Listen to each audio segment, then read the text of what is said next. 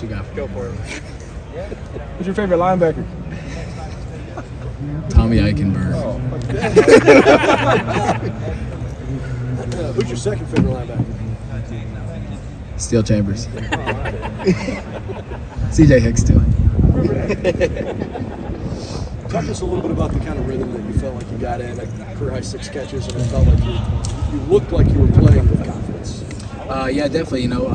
We started off a little bit slower than we expected, the run game, even the pass game. So we're kind of just building that comfortability. It was kind of a feeling out process, I would say, for the first quarter or so, just to see, because they had so many transfers, and just seeing what the scheme that they were going to run with this year compared to last year was, like I said, a feeling out process. But I felt like I got a little bit of a rhythm. Like I said, the confidence definitely built it, and like I said, I'm just excited for our team as a whole to just continue to build week by week. I know it's early in the season, but given what you've been through, how's your body feeling?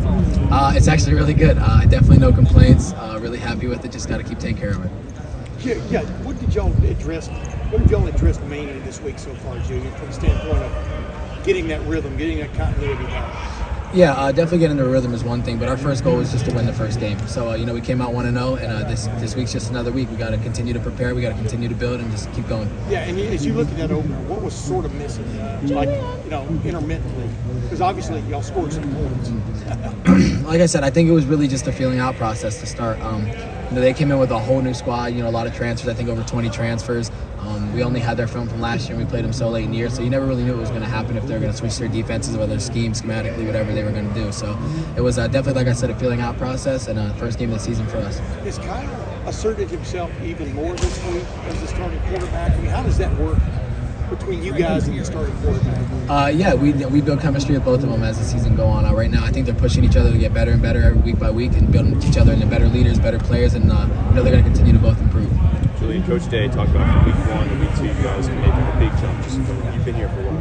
Have you seen that jump happen before, and what does that look like for an offense? He actually brought that up on Tuesday in our meeting, and I definitely think it's one of the realest things. Coming into week 1 in college football is it's kind of a feeling out process, like I said, for every team, because you never know what the other team's going to come in with schematically or whatever. But the second week, you get to see 1 week of film, you get to see what they're coming in with, and you get to really prepare for that team.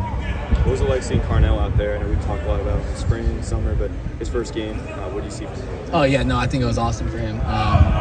He's come through, he's put in all the work. He's a freshman, he doesn't act like a freshman, he doesn't carry himself like a freshman. He's got a really, really bright future, and I'm really excited for him. How do you think Kyle handled his first game, the atmosphere of everything like that? How do you think he kind of handled the start? I think he did really well. He definitely showed some leadership qualities at times, and like I said, I thought it was a pretty good first game for him. A lot to build on as a team, a lot to build on as him, and it's going to be exciting. The leadership qualities, was that a vocal thing? Was that just kind of by his actions? Where did you see that show? He's a little bit vocally, yeah, but just by his actions, staying calm under pressure. He threw a pick at one point and came back the next drive and just ready to go. So, seeing him, build that poise was really good. Julian, remember when I told you that Chip should play fullback? No. Well, I did, but he's doing a lot of different things out there. What does his, versatility, toughness, what does that add to this offense for you? I think it adds a really, really dangerous aspect, from a fullback standpoint, to use him in the game. He could play tight end. He could play really any different position on the field. You saw him, he started out on defense. Now he's a running back. So I think Chip, as a whole, he's a big guy. He's really short. He's really strong. Sky's the limit for him. He's a really, really amazing athlete. He's fast. He's physical, in all aspects of the game. You guys like 22 personnel? What does that give your offense? 22 personnel gives us a little bit more protection. It gets some other people in the game at different spots, and it really opens up. I'd say pass game and stuff like that, just more protection. How much do you like blocking as a receiver? I don't mind blocking.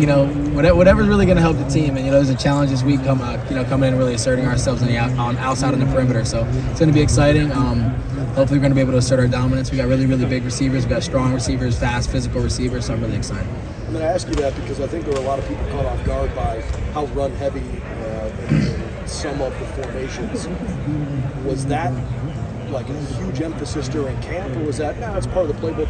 We call it, and happened to be early in the year? Definitely. I think the running game really opens up the passing game, so we have to assert our run game early. Our running backs want 4 yards every play, and if we can continue to do that, we're going to run the ball as much as we can. It's going to bring somebody down in the box, and it's going to open us up later in the game.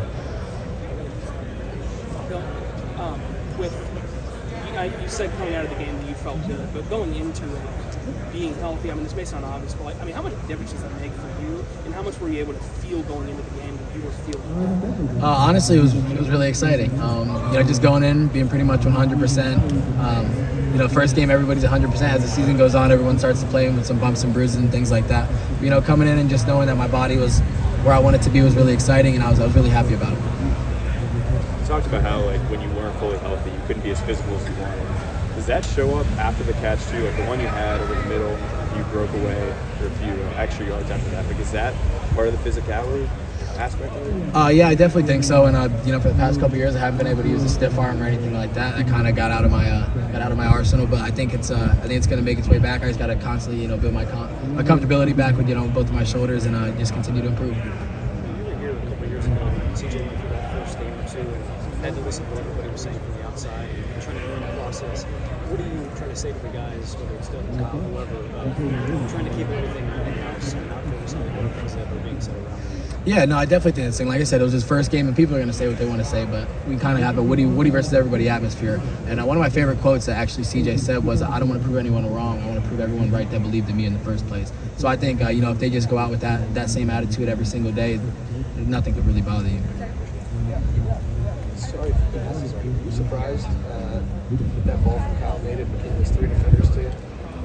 I was surprised I didn't get hit. That was my big thing. I saw it coming through, and I also saw the guy coming through, and I was just like, I'm gonna get hit, so I got to hold on to it regardless. And I don't know if I got lucky or what, that he just kind of whiffed, and I just came to that little stop. But it was a great ball by him. He threaded the needle, so I can't complain.